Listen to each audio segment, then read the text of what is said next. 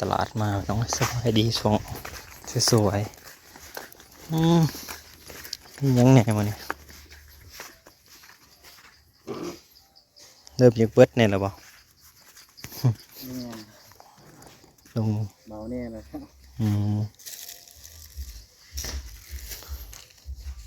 เขากินยังเด็กหน่อยนะเขาลงเกี่ยวเขาขนมละกระหูมันละประตูประตี ให้ปาเต้นะมีอยู่บ่ปาเต้นี่นะสองก่อนนะให้เขาสองก่อนเอาบทสองเกี่ยวเขาหรอบอกซุกวัตถุแนวลงไปเหลืองๆเขาคอยเบิดแล้วพูดนะคุณเขายั้งชื่อเขามากเขาตัวว่าเขาก้างเขาว่ะปัดมาใช่มันเป็นเขาดอเบิดเลย เขาเห็นเส้นแบบโอ้ยนี่กระตัวกระท่านเกษตรนะวะเกษตรเอาเลยเอาเจ๋งแล้ววะเนี่ยสองบ่มาสองเอาห่อกาบนิดนึง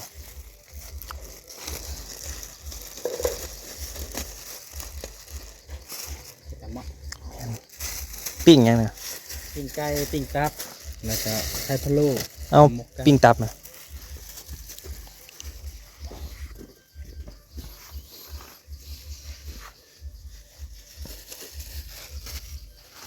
เกษตรเทศเซนนะวะแต่เก่าสำนี้มันก็ห้ากะสิกบแล้วกันว่าเขานะอันนี้มันสุกเปิดเลยอาจจะเป็นเขาล้างตัวนั้นแมนจะปิ้งเท่าไรเอามาเบิ่งหยกกันมาเบิ่งดูตับยังกับไก่เอาหนึ่งกับไก่หนึ่งปิ้งอันนึงปิ้งยังไก่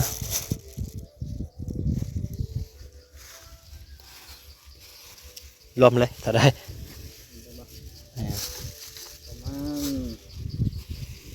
สร้างกำลังขึ้นเสาไปน้องแต่งเสา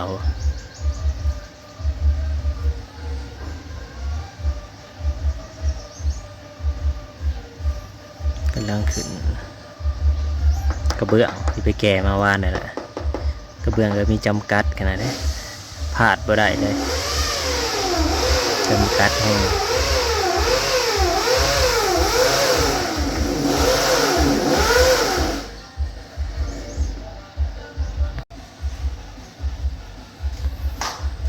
ใส่เข้าไปน้องก็ได้อยู่5 แผ่น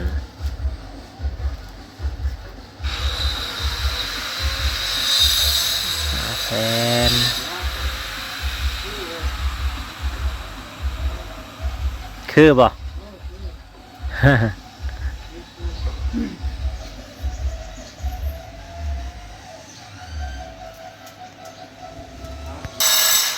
ตัดแต่งเหลี่ยมมันเลยนะลายมือมันก็เสร็จแล้วล่ะ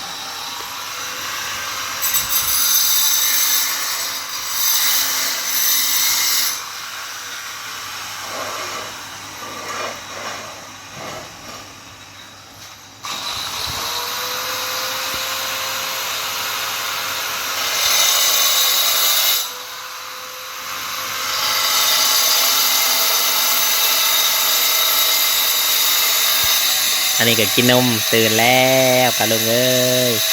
น้อยตื่นแล้วเด้อนอนตื่นแล้วลูกขอนอนตื่นแล้ว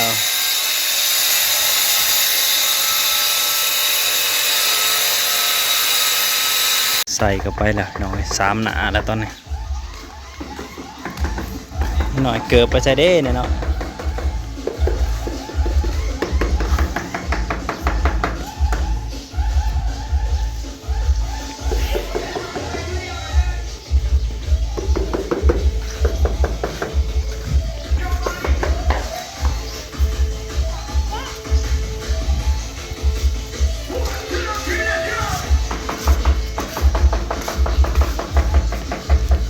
ติดกระเบื้องเข้าไปเสากันคือขึ้นมาเลยแดดจัดเลยตอนแรงๆเนี่ยมัดเขาเลยน้อย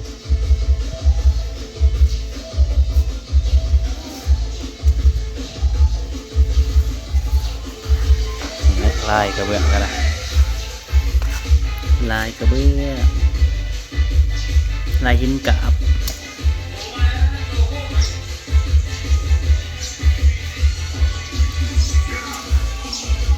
หาลายนี่ตะกี้ลายแดงๆสมๆบ่ได้เฉพาะได้ลายหินกาบตัวนี้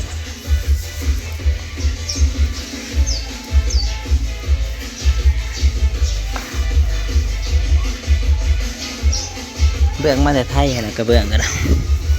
มาแต่ไทยในเฮ็ดลูกมันสิแตก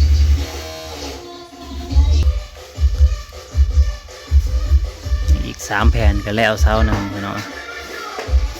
อีก3 แผ่นเท่านั้น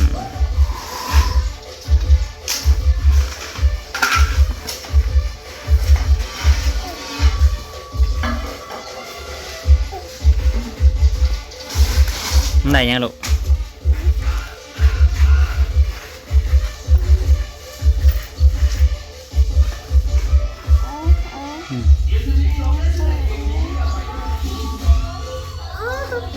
กำลังจิตต่อทอ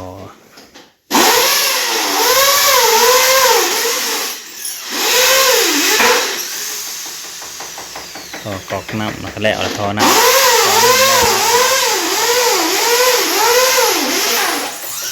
น้ำแล้วเรียบร้อยนี่เลย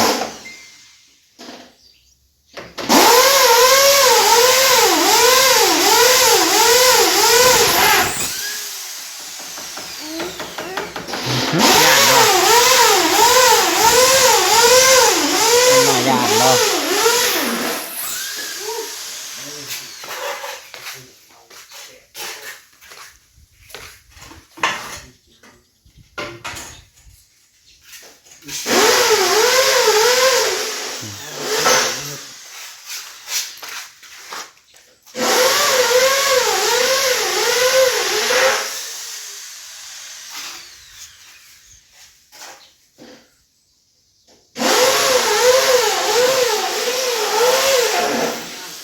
เนี่ย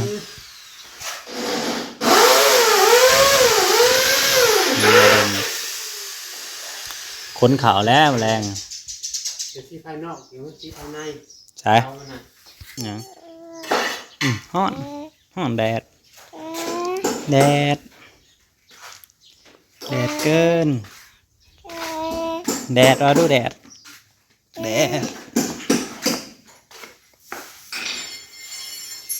มันเจาะหู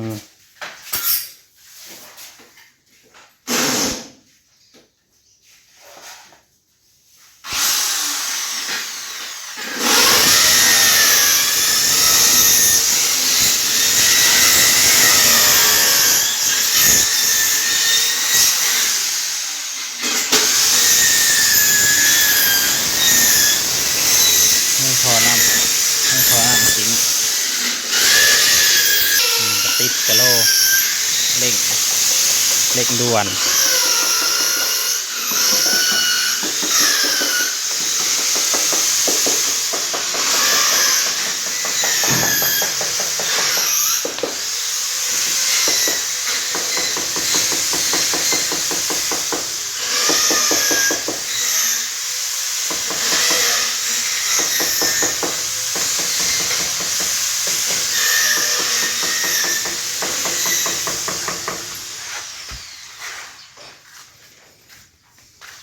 แต่สิได้เสาหนึ่งไว้ง่ายๆ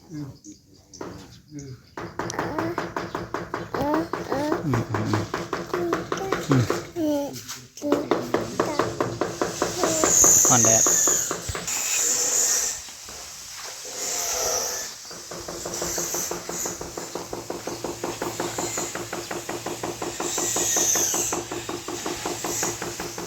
เสาหน้าบ้าน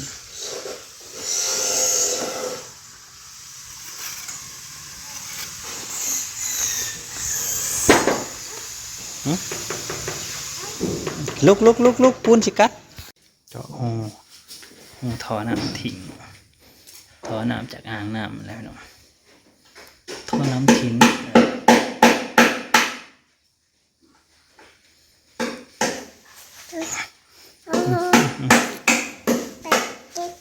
กรอบแล้วคนแรกกรอบเรียบร้อยแล้วตะแรงไป ม่นได้ลองใส่งานเบิ่งว่ามันโอเคบ่เลยนั่นแหละเราเบิ่งนำกันพี่น้องอัปเดตไปเรื่อยๆใกล้สิแล้วนะจะออกเข้ามาเดินฝอเดินไฟแล้วเพิ่นเดือแต่ประตูเลื่อนข้างนั้นกับติดกะโหลนี่แหละ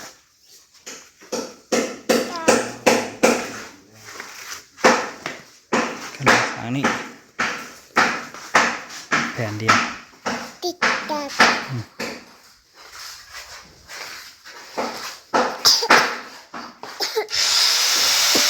โย่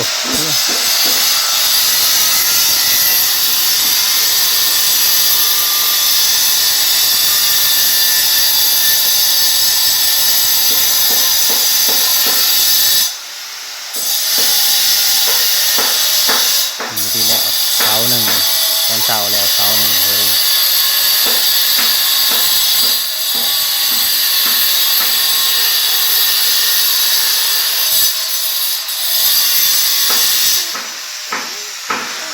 มัน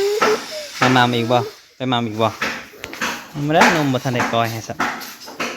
ให้ไปกอยนมก่อนนะสันเนาะคุณเที่ยงมันห่อนแดดจัดจะได้มัดเข่าอยู่ดอกแดดจัดปานนี้นะป้อนเขาคนน้อยคนน้อยหิวเขาพอกันใหม่เด้อไปลงเด้อขอบคุณหลายที่มาหับชมวันมาจุกุทุกคนมาอัปเดตไปเรื่อยๆแมลงลงหมัดเขาแมลงในแดดกะการ